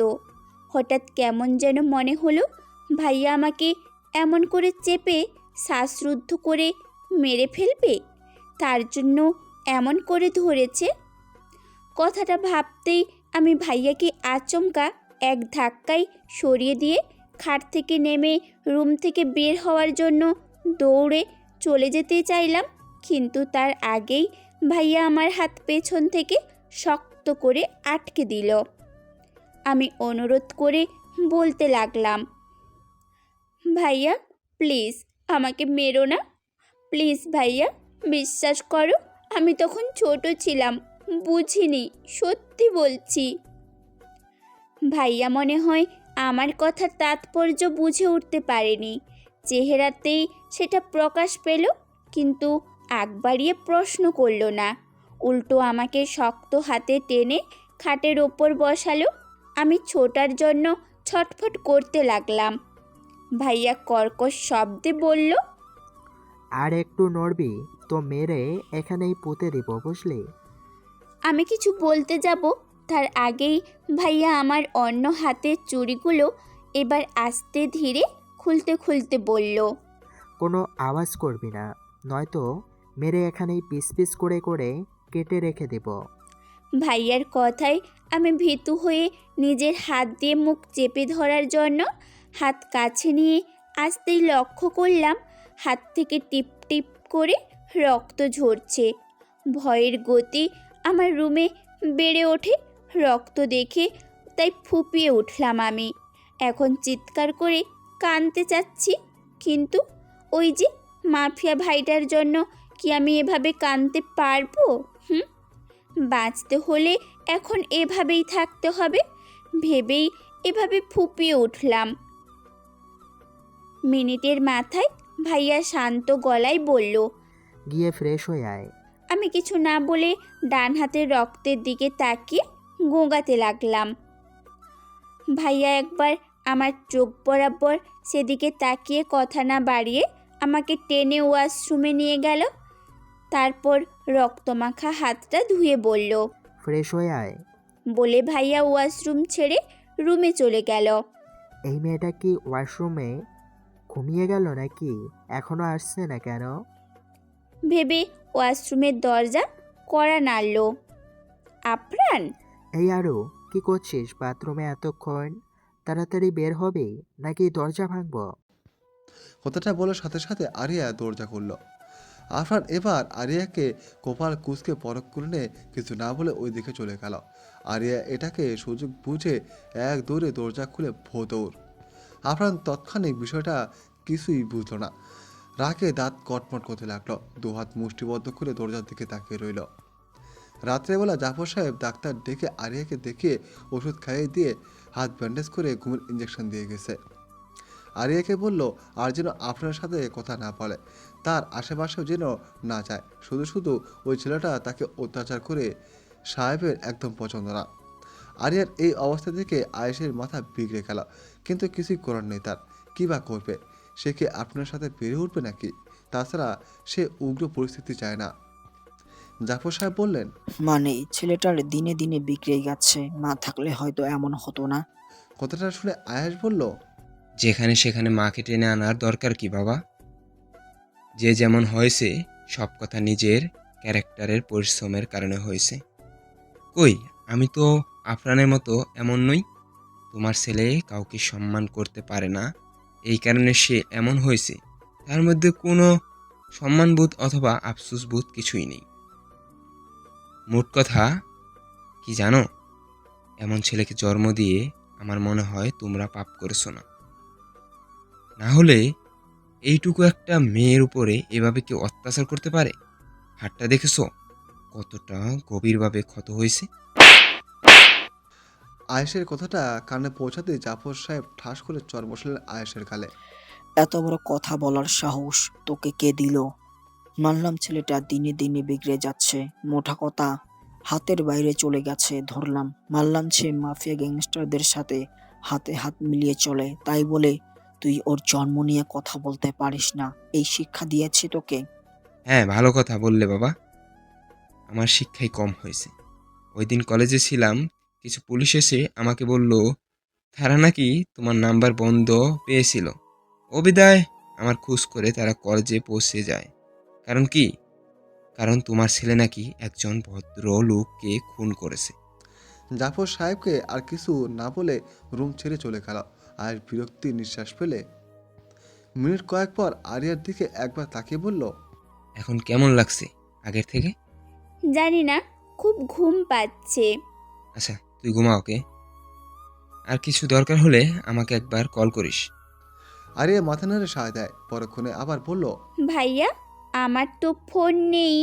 ও আচ্ছা, তাহলে আমি লতা খালাকে তোর রুমে পাঠিয়ে দিই। আরিয়া মাথা নেড়ে সায় দিল। বারবার তোকে বলার পরেও আমার পিছনে লেগে আছিস কেন রে? তোর কি আর কাজ নেই? আমি চাইলেই তোরে এক বুলেটে মেরে ফেলতে পারি, কিন্তু কেন করছি না জানিস? কারণ তোর মা আমার কাছে কয়েকদিন আগেও কেঁদে কুটে পা ধরে তোকে বাঁচিয়ে রাখার মিনতি করে গেল, কিন্তু আমি মনে হয় তোর মায়ের অনুরোধ রাখতে পারবো না। এটুকু বলে একটু উন্মাদ গলায় আবারও বলল, জানিস, আমার না সব মায়েদের প্রতি এক আকাশ সমান শ্রদ্ধা আর সকল মেয়েদের প্রতি এক আকাশ সমান ঘৃণা। কিন্তু কেন বলতে পারিস? কারণ মায়েদের মতো করে কেউ আগলে রাখে না, আর মেয়েদের মতো ধোঁকাবাজ মন আর কারোরই হয় না। এছাড়া সব আমার ইচ্ছাতেই করি। এখন তোকে বলি, বল কি চাস? এক, হয়তো আমার পিছনে লাগা ছেড়ে দে, নয়তো দুই, বুলেট বুকে নে। কোনটা তোর কাছে ভালো মনে হয় সেটা বল। কথাটা বলতে বলতে আফরান টেবিলের ওপর লাফিয়ে উঠে বসল। পরনে কালো শার্ট হাতা ফ্লোট করে উপরে গোটাতে গোটাতে বলল, তোর হাতে সময় 10 সেকেন্ড। যদি ডিসাইড করে থাকিস তাহলে তো ভালো, আর না হলেই আমি মনে করব তুই দ্বিতীয় অপশনটাই ডিজার্ভ করিস। আর যদি ডিসাইড করে থাকিস তাহলে বলবো সুন্দরভাবে নিজের কোম্পানিটা আমার নামে ছেড়ে দে, নয়তো ওটা উড়িয়ে দেব। আমাকে বাধ্য করিস না, আমার ভীষণ খারাপ লাগে যখন আমি কারোর সাথে বাধ্য হয়ে কিছু করি। Start now. বলে আফরান হাতের ঘড়িতে চোখ বুলালো। পরিবেশটা শান্ত, কারো কোনো কথা নেই।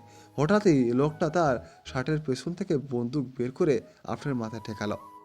আফরান লোকটার দিকে তাকিয়ে বাঁকা হেসে বলল, আমি তোর ট্যালেন্ট দেখে অবাক হলাম, ভীষণ অবাক হলাম। তুই যেটা বসলি না, কার সাথে কি করে বসলি? কিন্তু কি জানিস, আমি আগে থেকেই জানতাম এমন কিছুই হবে। লোকটা থতমত খেয়ে গেল। মাথার সামনে বন্দুক, অথচ আফরান এমন আচরণের কারণে জীবনের ভয় নেই নাকি?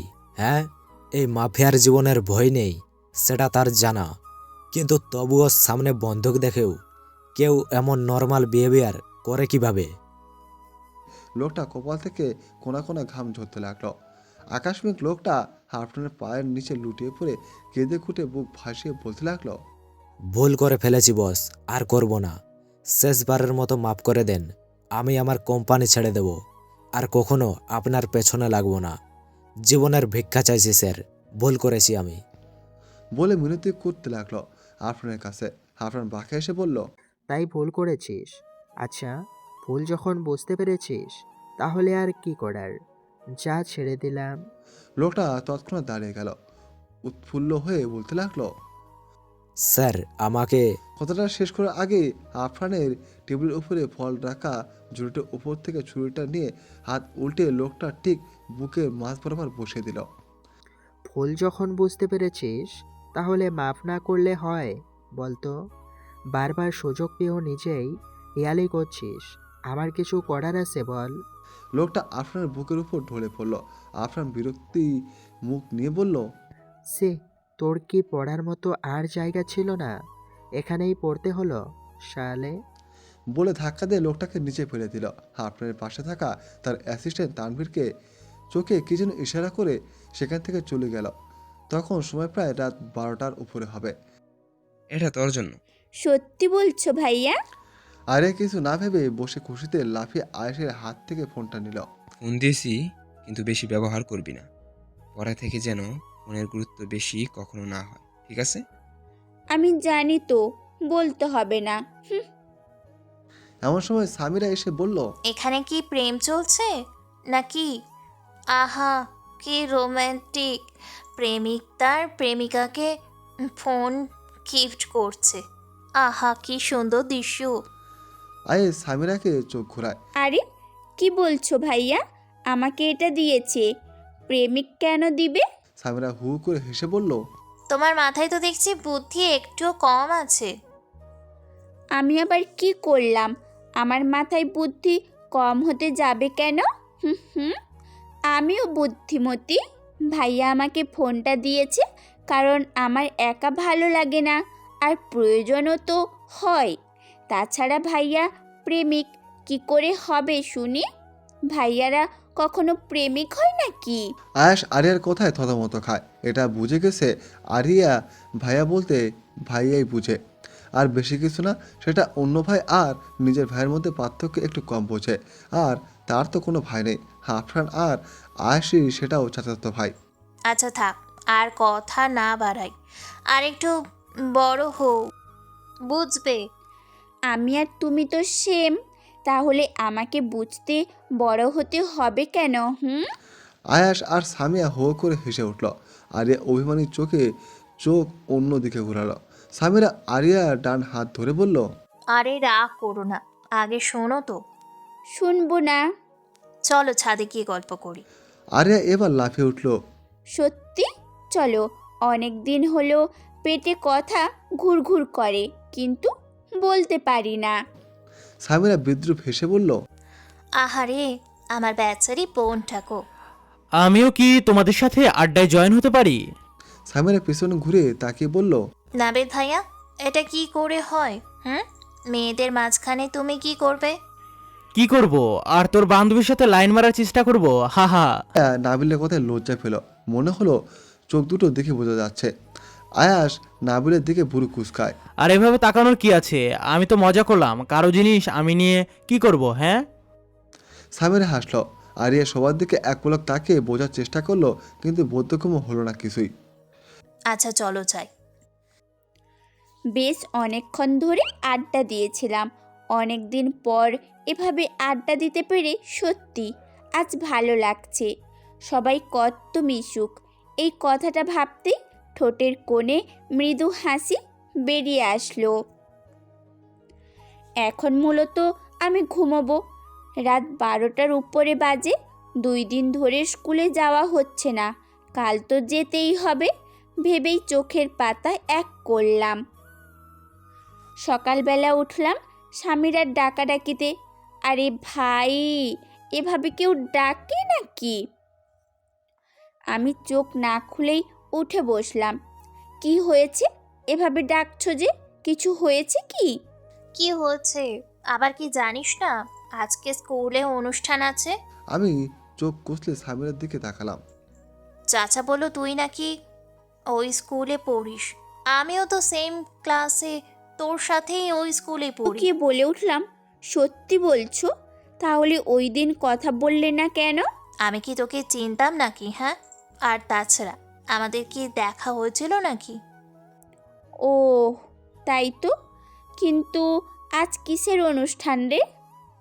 সামিরা বলল, আগে রেডি হ জলদি, যেতে যেতে বলবো তখন শুনিস। আমিও কথা না বাড়িয়ে চলে যাওয়ার জন্য উঠতে যাব, হঠাৎ করে মাথা ঘুরে পড়ে যাই। সামিরা চমকে বলে উঠল, আরিয়া কি হলো তোর? বলে আমার হাত ধরল। চোখ গেল হাতের কাটা জায়গাটাতে। ব্যান্ডেজ তো ছিল হাতে, তার ওপর দিয়ে রক্ত বের হচ্ছে। এটা কিভাবে সম্ভব? কাল তো বেটার ফিল করেছিলাম, তাহলে কি হলো? আরিয়া, এই আরিয়া, তোর হাত থেকে এত রক্ত পড়ছে কেন? এতক্ষণ লক্ষ্য করিনি। হ্যাঁ সেটাই তো, ঘুম থেকে ব্যথা অনুভব করেছিলাম, কিন্তু বুঝিনি তখন। এখন হচ্ছে। তাছাড়া আমিও তো এতক্ষণ খেয়ালই করিনি বলে কান্না করতে লাগলাম। স্বামীরা খাট ছেড়ে দৌড়ে নিচে গিয়ে সবাইকে ডাকতে লাগলো। কি হইতেছে আপামনি? এমনি কেন চিল্লাচিল্লি করতেছেন? স্যার তো আজ সকাল সকাল চলে গেছেন অফিসে। স্বামীরা কিছু না বলে হাঁপাতে লাগলো। কি হয়েছে? এটা কি এভাবে চেঁচাচ্ছে কেন? স্বামীরা কাঁদো কাঁদো গলায় বলল, মা, আরিয়া, আরিয়া বলে হাঁপাতে লাগলো। রাবিয়া বেগম সামিরা আর কোনো কথা না শুনে দৌড়ে উপরে যান। তার পেছনে সবাই গেল উপরে। আরিয়ার রুমে গিয়ে দেখলো আরিয়ার হাত থেকে রক্ত গড়িয়ে বিছানায় ঘোরাঘুরি খাচ্ছে। মনে হচ্ছে কয়েক ঘন্টা আগে থেকে রক্ত ধরছে বিদায়। এমন কিছু জায়গায় শুকিয়ে কাটকাট হয়ে আছে বিছানাটা, আর আরিয়ার হাতের নিচে হয়েছে রক্ত। রক্তাক্ত অবস্থায় আরিয়া এভাবে পড়ে আসতে দেখে আয়াস দৌড়ে এসে আরিয়াকে ধরল। এই আরিয়া, কি হয়েছে? তোমার কথা বলো। চোখ খুলো আরিয়া। সামিয়া অবাক প্রায়। এই তো দেখে গেল আরিয়া বসে আছে, কথা বলছে। এখনই দেখেছে চোখ বন্ধ করে, মনে হচ্ছে ঘুমিয়ে আছে। হ্যাঁ, ঘুমিয়ে আছে আরিয়া, কিন্তু সেটা কি আদৌ পৃথিবীর ঘুম নাকি অপর প্রান্তে যারা আছে তাদের মতো ঘুম? সবার চোখে জল গড় গড় করে পড়ে চলছে। রাবেয়া বেগম তার হাজবেন্ড আজমল সাহেব নিজেকে শক্ত করে বলে উঠলেন, আয়াস হচ্ছেটা কি এখানে? আগে চেক করো। ফার্স্ট জ্ঞান হারিয়েছে আমার মনে হচ্ছে। আয়াস মুহূর্তে আজমল সাহেবের কথায় ধ্যান ভেঙে বলল, হ্যাঁ হ্যাঁ, করছি আমি এক্ষুনি। আরিয়া কিছু হতে পারে না, ওর কিছু হবেই না। আল্লাহ আমার সাথে এমন অন্যায় করতেই পারেন না, আমি জানি। বলে আরিয়ার হাত চেক করে বলে উঠল, বাবা ফার্স্ট অ্যাম্বুলেন্সের ব্যবস্থা করো। আজমল সাহেবকে আয়াস বাবা বলে সম্বোধন করে। আজমল সাহেব বুঝতে পারলেন এখনো সময় আছে, ভেবেই ফোনের স্ক্রিনে নাম্বার ডায়াল করলো। আরিয়া গোসল করছে আর গায়ের কাটা ছেঁড়া দাগগুলোর দিকে তাকাচ্ছে। সবগুলো দাগ ব্লেড দিয়ে আঁকা। হ্যাঁ, দাগগুলো সেদিনে হয়েছিল, কিন্তু কাউকে বলার সাহস পায়নি আরিয়া। দাগগুলোর উপর আপার চিকিৎসা নামক হালকা মেডিসিন আর ওয়ান টাইম বসানো ছিল। কেন করলেন এটা আমার সাথে ভাইয়া? বলেন আমি কি করেছিলাম? আমি তো আপনার সামনে পর্যন্তও যাইনি। তাহলে কি অন্যায় করেছিলাম যে এভাবে আমাকে শাস্তি দিতে হলো? আপনার হাতের দাগটাও এখনো দেখা যায়। আপনি ব্লেড দিয়ে একই জায়গায় দ্বিতীয়বার আঘাত করেছিলেন। ভুলিনি, কিছুই ভুলিনি ভাইয়া। তবে আর বেশি দিন আমি এই বাড়িতে থাকবো না। এই তো এই বছরটা শেষ হলেই দেশে চলে যাব আবারও। এই 4টা বছর এভাবেই এই বাড়িতে কাটিয়ে দিয়েছে আরিয়া। রাগ করে বাড়িতেও আর যাওয়া হয়নি। তবে আরিয়ার মা বাবা আসতে চেয়েছিলেন। আরিয়া জোর গলায় বলেছিল যদি আসে তাহলে আরিয়া কোনো দিকে চলে যাবে, আর পাবে না তাকে। এখন আমি ইন্টার সেকেন্ড ইয়ারে পড়ি। সেদিন যদি মা বাবা জোর করে আমাকে এখানে না পাঠাতো, তাহলে ভাইয়া নিশ্চয়ই আমাকে এমন নির্মমভাবে আঘাত করতে পারতো না। এই সব কিছুর দায় আমি মা বাবাকে মনে করি। তবে আর এই বছরের পর আমি আর পড়ব না বলে ঠিক করে নিয়েছি। এই বাড়ি ছেড়ে অন্য কোথাও গিয়ে টিউশনি করাবে, নয়তো অন্য কিছু করবে। তবু এই বাড়িতে আর থাকবে না, কারণ আফরান ভাইয়া সেদিনই দেশ ছেড়ে বিদেশে চলে গিয়েছিলেন কোনো এক কারণে। তারপর আজও বাড়ি ফেরেনি, একটা দিনের জন্য কল দিয়ে দেখেনি। কিন্তু যদি আবারও ফিরে আসে, সে ভয়ে এখানে আর থাকবে না ভেবে ঠিক করেছে আরিয়া। সেদিন আঘাতগুলো আফরান আরিয়াকে করেছিল সেটা আর কেউ না জানলেও আরিয়া জানে, কারণ সামিরা যখন নিচে গিয়েছিল আফরান ঠিক শেষ সময় আরিয়ার কাছে গিয়ে কাটা হাত জোরে চেপে ধরেছিল। তুই যত কষ্ট পাবি আমি ততই ভালো থাকবো। এগুলা তো কিছুই না, আরও ভয়ঙ্কর কিছু দেখবি যতদিন থাকবি আমার জীবনে। আমার কাছাকাছি ঠিক ততদিন এমনভাবেই ব্যথা দেব। আর যদি আমার বাধ্য করিস তো মেরেও ফেলতে পারি। এই বাড়ি থেকে চলে যা, ভালোই ভালোই বলছি। কথাগুলো বলে আফরান সবাই আসার আগেই আবার নিজের রুমে চলে যায়। আরিয়া বাথটবে পানিতে ডুবে আছে, এখনো সুইসাইড করবে ভেবেছিল, কারণ যখন তার ওই দিনটার কথা মনে হয় আর নিজের গায়ের এই ব্লেডের দাগগুলো দেখে প্রতিদিন গোসল নিজের প্রতি নিজে ঘেনে সুইসাইড করার চেষ্টা করে, কিন্তু দম আটকে আসার আগেই মুহূর্তে মাথা তুলে ফেলে। না, তাকে বাঁচতে হবে, আরও কিছুদিন সহ্য করে নিক, পরে এই বাড়ি ছেড়ে সব আপন মানুষ ছেড়ে চলে যাবে সে। তারপর এই শোনো না, প্রতিদিন ভালোবাসার নতুন নতুন গল্প পেতে ও শুনতে চাইলে আমাদের আলোর ডায়েরি চ্যানেলটি সাবস্ক্রাইব করে পাশে থাকা বেল আইকনটি বাজিয়ে দিও, কেমন? খাবার টেবিলে সবাই ব্রেকফাস্ট করছে, কারো কোনো শব্দ নেই। অবশ্য ব্যাপারটা নতুন নয়, সেদিনের পর থেকে আরিয়ার চঞ্চলতা কমে গেছে, এটা সবার চোখেই পড়ে। না হাসে আর না কাঁদে, একদম স্বাভাবিক। তবে ভেতরে আকাশ সমান অভিযোগ, সেটা দেখে বোঝা যায়। জাফর সাহেব সব কিছুর জন্য নিজেকে দায়ী ভাবেন। না মেয়েটাকে এখানে তিনি নিয়ে আসতেন, আর নিয়ে হয়ে থাকতে হতো আরিয়াকে, আর না সেদিন আফরান তাকে আঘাত করত। কেউ না বুঝলেও জাফর সাহেব এটা বুঝে গিয়েছিলেন যে আরিয়াকে সেকেন্ড টাইম আফরানে হয়তো দ্বিতীয়বার আঘাত করেছিল, নয়তো শুষ্ক ভালো জায়গা থেকে নিজে নিজে তো রক্ত গড়াবে না, তাই না? সবার নীরবতা ভেঙে দিয়ে জাফর সাহেব বললেন, আয়াস, তোমাকে আমি একটা কথা বলতে চাই। যেহেতু তুমি এখন এই বাড়িতেই থাকছো গত 2 বছর ধরে, তাই তোমাকে একটা কথা বলতে চাই। আয়াস মুখের খাবার শেষ করে বলল, বলো। তুমি কি আমার কথার বাইরে গিয়ে আমার কোম্পানির হাল না ধরে নিজের স্বপ্ন পূরণ করেছো, ডিটেকটিভ হয়েছো? হুম আমি কিন্তু তোমাকে কিছু বলিনি। হুম আফরানেরও কোনো খবর নেই, আদৌ বেঁচে আছে তো নাকি সেটাই জানা নেই। আমার এগুলো শুনতে ভালো লাগছে না। যেটা বলার সেটা সোজাসুজি বলো। ধরো আমি যদি মারা যাই, আমার কোম্পানিকে সামলাবে? আয়ুষ বাবার কথায় এতক্ষণে বাবার দিকে তাকালো। আমি ভুল কিছু বলছি না। শোনো, আমি চাই তুমি এবার বিয়েটা করো। এটা তোমার দায়িত্ব হিসেবে করতে হবে। আয়ুষ বাবার কথায় কাঁদতে শুরু করে। আরে এবার চাচার দিকে তাকিয়ে বলল। চাচা, ভালো সিদ্ধান্ত। জাফর কিছুটা অবাক হলো। মনে হলো অনেক দিন পর মেয়েটা একটু কথা বলল। সে কবে কথা বলেছে তার জানা নেই। আয়ুষ আরিয়ার দিকে তাকিয়ে বলল, বাবা, আমি এখন বিয়ে করতে চাই না। তাছাড়া তোমার বড় ছেলে এখনো। আয়ুষের কথা কেড়ে নিয়ে জাফর বললেন, সেটা তোমার ভাবতে হবে না, তারটা সে নিজেই ভাববে। আর আমার মনে হয় না সে জীবনে বিয়ে নিয়ে কিছু ভাববে। তুমি নিজেরটা ভাবো। প্লিজ, তুমি আমাকে জোর করতে পারো না। জাফর এতদিন খেয়াল করেছে আরিয়ার প্রতি তার দুর্বলতা, তার অপ্রকাশিত ভালোবাসা, না বলা কবিতা। কিন্তু মূলত দেখতে চেয়েছিলেন আরিয়া ও আয়ুষের প্রতি দুর্বলতা আছে কিনা। কিন্তু যা বুঝলেন তাতে আর কিছু বলার থাকলো না। তাই কিছুটা হতাশ হয়ে বলল, ঠিক আছে, তোমার ইচ্ছে। প্রতিদিনের মতো আজকেও আয়ুষ আরিয়ার সাথে বের হলো। যদিও কখনো আরিয়ার সাথে কথা বলতে চাইলেও পারে না। আরিয়া তার আগে গাড়িতে বসে চলে যায় কলেজ। তবে আজ বাগানের কাছে গিয়ে আরিয়াকে উদ্দেশ্য করে বলল, আজ তোকে আমি নিয়েই যাই। যাবি আমার সাথে? তবে তুই না গেলে আমি কিছু মনে করব না। জোর করছি না, কিন্তু এমনি বললাম। আরিয়া কিছু না বলে গাড়িতে উঠে বসলো। আয়ুষ বুঝলো আরিয়া কারোর সাথে যেতে চায় না। আরিয়া আয়ুষের ভাবনা মিথ্যে প্রমাণিত করে দিয়ে বলল, লেট হচ্ছে, আসো। আয়ুষের চোখের কোণে হালকা পানি, আর ঠোঁটের কোণে মৃদু হাসি। মুহূর্তে কিছু অনাকাঙ্ক্ষিত জিনিস পাবার নেয় অন্তরটা খুশির সাগরে ভেসে গেল। দ্রুত পায়ে ড্রাইভারকে বলল, চাচা, আপনারা আজ ছুটি, আমি নিয়ে যাই। বলে হাতে কিছু টাকা ধরিয়ে দিয়ে গাড়ি স্টার্ট দিল। আরিয়া অবাক হলো। এমন কি হয়ে গেল যে ভাইয়ের ঠোঁট থেকে যেন হাসি সরছেই না। গাড়ি চলছে ধীর গতিতে।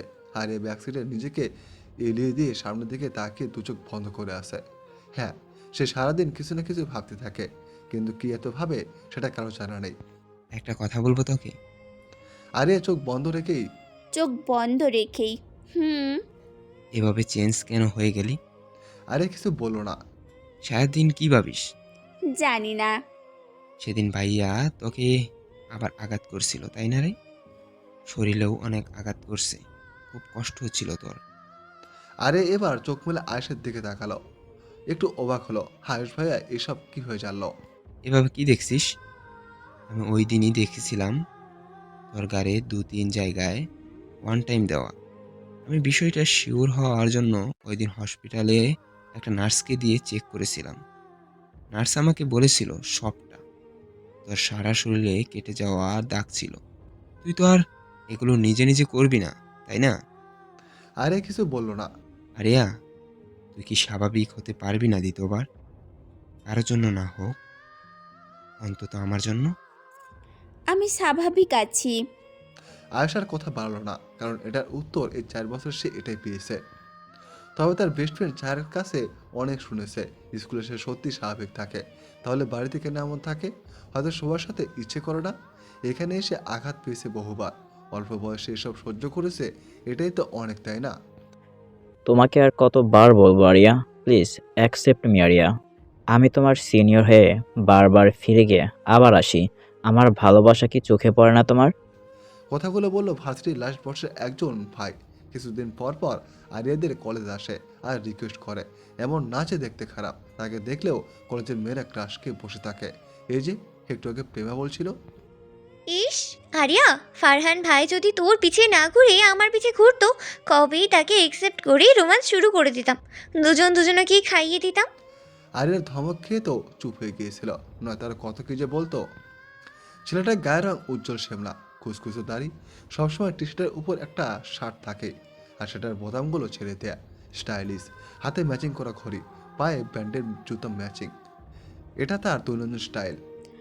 ভাইয়া দেখুন, আমি সত্যি বলছি, আপনি মানুষটা খুব ভালো, কিন্তু আমি এসবে বিশ্বাসী না। আর তাছাড়া আমার অজানা ভবিষ্যতে কাউকে জড়াতে চাই না। আপনি যতটা আমাকে নিয়ে ভাবছেন আর ভাববেন না, প্লিজ রিকোয়েস্ট, আপনার কাছে যদি এমন কিছুদিন পরপর ডিস্টার্ব করতে থাকেন তাহলে আমার এখানে আসা বন্ধ হয়ে যাবে। আশা করি আপনি আমার ভালো চাইবেন। কথাগুলো বলে ক্লাসের দিকে হাঁটা দিল আরিয়া। ফারহান আজকেও হতাশ হয়, তবে সে হাল ছাড়ার পাত্র নয়। দরকার হলে বাড়ি গিয়ে বিয়ের প্রস্তাব দিয়ে আসবে। এবার তার মা বাবাকে বুঝিয়ে বলবে, তবুও তার আরিয়াকে চাই। ওই ছেলেটাকে আজকেও দেখলাম ক্যাম্পাসে। এসেছিল। আরিয়াকে রোজকার মতো সেম বলছিল, আরিয়াও সেম। আচ্ছা বাদ দে, তা শোন একটা কথা। হ্যাঁ বলো। তোকে নয়, আরিয়াকে। কিছু হয়েছে? না, তোকে বলবো বলবো ভাবছিলাম, এত বছর ধরেও বলতে পারিনি। আরিয়া প্রেমা একে অপরের দিকে জিজ্ঞেস দৃষ্টিতে তাকালো।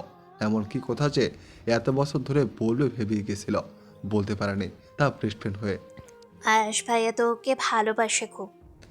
সাবিনের কথায় আরিয়া চোখ দুটো গোল গোল হয়ে গেল। কি বলে এই মেয়ে? এভাবে তাকানোর কি আছে, সত্যিটা বললাম।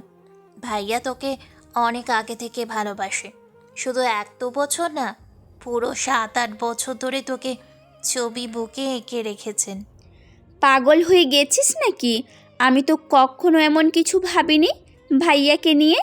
তুই না ভাবতেই পারিস, তাই বলে যে ভাইয়াও ভাবে না এমন কিন্তু না। তুই শহরে আসার আগে থেকেই ভাইয়ার মুখে তোর নাম ছিল। অনেক গল্প করতো ভাইয়া তোর নামের। আল্লাহ, কি বলিস? ওই আয়াস ভাইয়া? উপস, কত সুইট!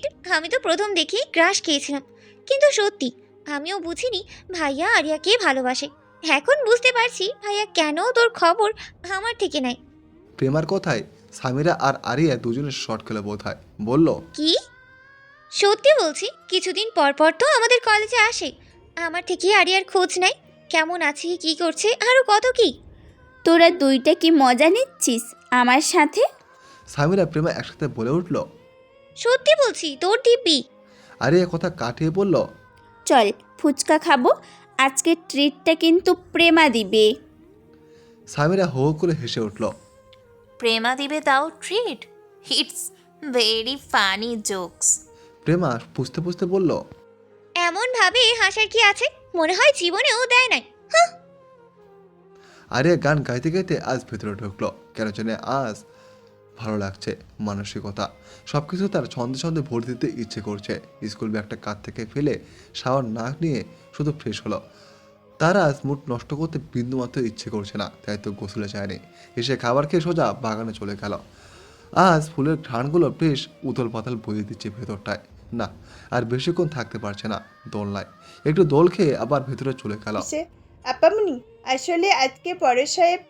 এটুকু বলতে আরিয়া থামিয়ে দিয়ে বলল, জানি আজকে চাচার আসতে দেরি হবে। আয়াস ভাইয়ারও আজ অনেক চাপ, তাই আসবে না। আমি রাতে খেয়ে ঘুমিয়ে যাব। বলেই মৃদু হেসে উপরে যাওয়া ধরতে আবার কাজের মহিলা পিছু ডেকে বলল, আসলে আপামনি পরেশ সাহেব না, আসলে আর কিছু শুনতে চাই না খালা। আমি বললাম তো, চিন্তা করো না, আমি চাচাকে বলেই ঘুমাবো, নিজের যত্ন নিব। কথাগুলো বলে রুমে চলে গেল। অনেকদিন পর আরিয়াকে এমন হাসি মুখে দেখে কিছু বলতে পারলো না। আসলে বাড়িতে কে এসেছে সেটা আরিয়া আপামনির না জানলে ভালো হবে। তার এই মায়াভরা উজ্জ্বল মুখটা আর মলিন হতে দেখতে চান না। আরিয়া পড়াশোনা শেষ করে ফোনটা নিয়ে একটু নিউজ ফিডে ঘেটে ঘুমিয়ে পড়লো। কখন বুঝতে পারেনি। ঘুমের মধ্যে বারবার নড়ে উঠছে, এদিক ওদিক ফিরছে বারবার। বারবার ঘুমে বিবেকাত পেয়ে ঘুমটা একটু হালকা হয়ে আসলো। মনে হলো যেন কেউ তার সারা শরীরে ঠোঁটের পরশ রেখে দিচ্ছে। কার স্পর্শ মনে হলো, ডিম লাইট জ্বালানো আছে। আরিয়া বোঝার চেষ্টা করলো এটা কি সত্যি নাকি স্বপ্ন। তার নিঃশ্বাস ঘন হয়ে আসছে, দ্রুত উঠে বসতে চায়, কিন্তু তখনই কেউ তার দু হাত চেপে ধরে। আর স্পষ্ট বুঝতে পারছে কেউ একজন তার শরীরের উপরে আছে। আরিয়া ছোটার চেষ্টা করছে। আরে এবার সহ্য করতে না পেরে চিৎকার দিতে যাবে, তার আগেই আরিয়ার ঠোঁট জোরে দখল করে নেয়। এমনভাবে দীর্ঘক্ষণ কিস করে যাচ্ছে, মনে হচ্ছে যেন দীর্ঘদিনের তৃষ্ণা নিবারণ করছে। আরিয়া চোখ দিয়ে অনবরত পানি ঝরছে। ওই বলিষ্ঠ শক্তির কাছে তার নড়াচড়া করাটাও যেন বৃথা। তাই স্থির হয়ে আছে, চোখে শ্রাবণ দ্বারা ঝরিয়ে যাচ্ছে।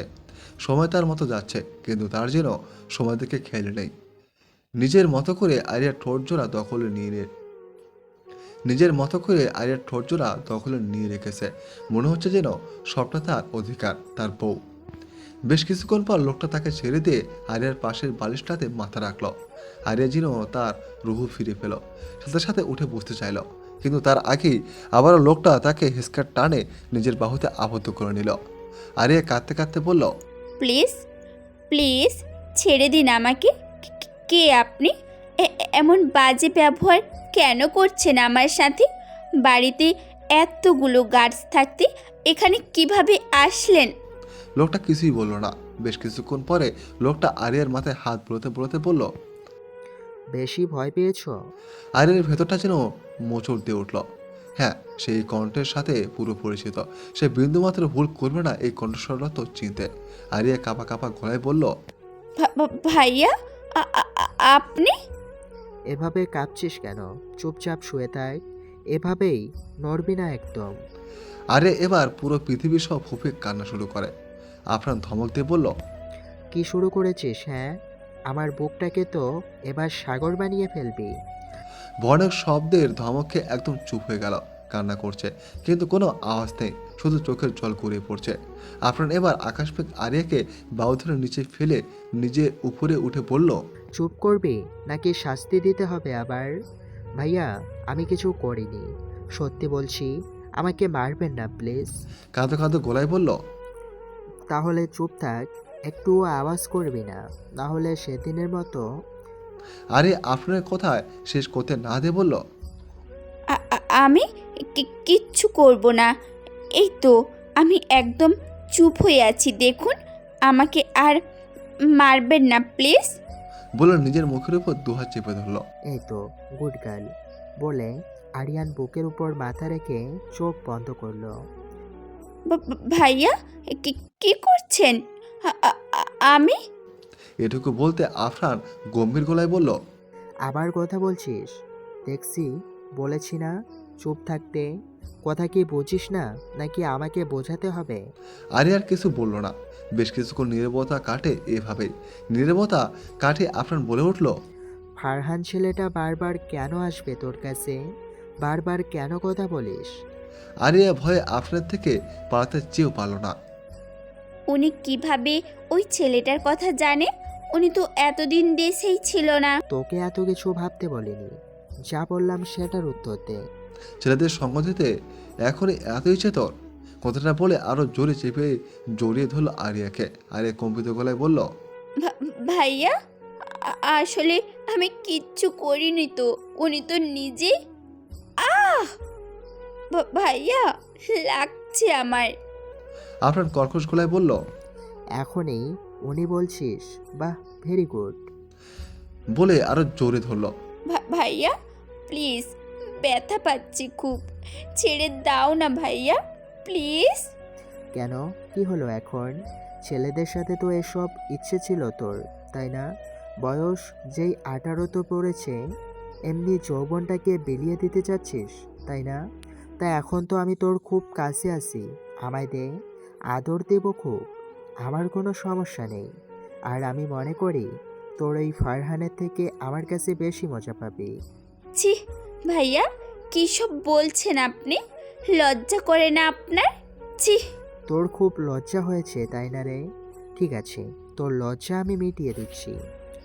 বলে আফরান আরিয়ার গলায় মুখ ডুবাল। আরিয়া আপনার শার্টের গলা খামচে ধরে কাপা গলায় বলতে লাগলো, আপনি আমায় ইচ্ছে করে কলঙ্কিত করে এই বাড়ি থেকে বের করে দিবেন তাই না ভাইয়া? ঠিক আছে, আপনার যা ইচ্ছে করুন। আসলে আমিও এই বাড়িতে থাকতে চাই না, বাধ্য হয়েই থাকতে হচ্ছিল। আমার ভবিষ্যতে এমনিতেই শেষ করে দিয়েছেন, আমার সারা শরীরে দাগ লাগিয়ে দিয়েছেন। আমি বিয়ে করতে চাই না, আমি মরতে চাই। অনেকবার চেষ্টা করেছি আত্মহত্যা করতে, কিন্তু চাচাকে ছেড়ে যেতে ইচ্ছে ছিল না। এখন আপনি যদি সবটা ক্লিয়ার করে দেন তো ভালোই হয়। যা ইচ্ছে করুন আমার সাথে, আর আমি জানি চাইলেও আমি আপনাকে আটকাতে পারবো না। আরিয়ার কথায় আফরান মাথা তুলে আরিয়ার দিকে তাকায়। শোন, তুই এমনি এমনি চাইলেও মরতে পারবি না, আমার অনুমতি ছাড়া তোর মৃত্যুও নিষিদ্ধ। বলে আরিয়ার উপর থেকে উঠে বসলো। আরিয়া যেন নিজের প্রাণটা ফিরে পেল। তুই কলঙ্কিনী, হ্যাঁ তুই কলঙ্কিনী, কিন্তু সেটা শুধুমাত্র আমার জন্য হবে। বলে রুম থেকে বেরিয়ে গেল। আরিয়া এখনো শুয়ে চোখের জল ফেলছে। কেন কেন আমার সাথে এমন হয়? কেন কি এমন ভুল করেছি আমি? আমার সাথেই কেন উনি এমন করেন? কেন? বলে কাঁদতে লাগলো।